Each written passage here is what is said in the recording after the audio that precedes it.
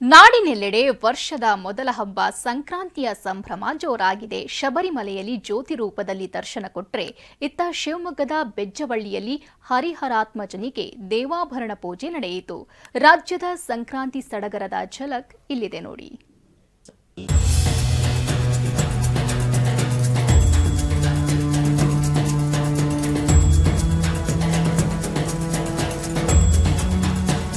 ಎಳ್ಳು ಬೆಲ್ಲ ಸವಿಯೋ ಹಬ್ಬ.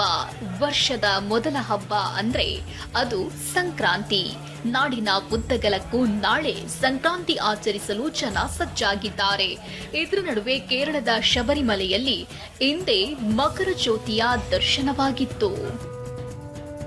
ಶಬರಿಮಲೆಯಲ್ಲಿ ಜ್ಯೋತಿ ರೂಪದಲ್ಲಿ ಕಾಣಿಸಿಕೊಂಡ ಅಯ್ಯಪ್ಪನನ್ನ ಕೋಟ್ಯಂತರ ಭಕ್ತರು ಕಣ್ತುಂಬಿಕೊಂಡ್ರು. 6:42 ಮಕರ ಜ್ಯೋತಿಯ ದರ್ಶನವಾಯಿತು. ಶಬರಿಮಲೆಯಲ್ಲಿ ಇಂದೇ ಜ್ಯೋತಿ ದರ್ಶನವಾದ್ರೆ ಬೆಂಗಳೂರಿನ ಗವಿಗಂಗಾಧರೇಶ್ವರನಿಗೆ ನಾಳೆ ಸೂರ್ಯರಶ್ಮಿಯ ಸ್ಪರ್ಶವಾಗಲಿದೆ. ಇನ್ನು ಶಿವಮೊಗ್ಗದ ಬೆಜ್ಜವಳ್ಳಿಯ ಅಯ್ಯಪ್ಪ ಸ್ವಾಮಿ ದೇವಸ್ಥಾನದಲ್ಲೂ ಸಂಕ್ರಾಂತಿ ಸಂಭ್ರಮ ಜೋರಾಗಿತ್ತು. ನಟ ಶಿವರಾಜ್ ಕುಮಾರ್, ಗೀತಾ ದಂಪತಿ ಇರುಮುಡಿ ಹೊತ್ತು ಅಯ್ಯಪ್ಪನ ದರ್ಶನಕ್ಕೆ ಸಾಗಿದ್ರು. ಬೆಜ್ಜವಳ್ಳಿಯ ಅಯ್ಯಪ್ಪ ಸನ್ನಿಧಿ ಕರ್ನಾಟಕದ ಶಬರಿಮಲೆ ಎಂದು ಖ್ಯಾತಿ ಪಡೆದಿದೆ. ಇನ್ನು ಮಾಲೆ ಧರಿಸದೆಯೂ ಅಯ್ಯಪ್ಪನ ದರ್ಶನ ಪಡೆಯಬಹುದಾದ್ರಿಂದ ಮಹಿಳೆಯರು ಕೂಡ ದೇವರ ಉತ್ಸವವನ್ನ ಕಣ್ತುಂಬಿಕೊಂಡ್ರು. ಇಲ್ಲಿ ಎಲ್ಲ ಅವಕಾಶ ಇದೆ ನಮ್ಗೆ. ಒಳಗಡೆ ಬಂದು ಗರುಡ ಬರೋದು, ಆಮೇಲೆ ಆಭರಣ ತಂದ ತಕ್ಷಣ ಗರುಡ ಬರೋದು ತುಂಬಾ ಹೆಮ್ಮೆ ಅನ್ಸುತ್ತೆ ನಮ್ಗೆ. ನಮ್ಮ ಊರು ಹಾಕೊಂಡು ನಮ್ಗೆ ತುಂಬಾ ನೋಡ್ಲಿಕ್ಕೆ ಅವಕಾಶ ಸಿಕ್ಕಿದೆ. ತುಂಬಾ ಹೆಮ್ಮೆ ಅನ್ಸುತ್ತೆ ನಮ್ಗೆ.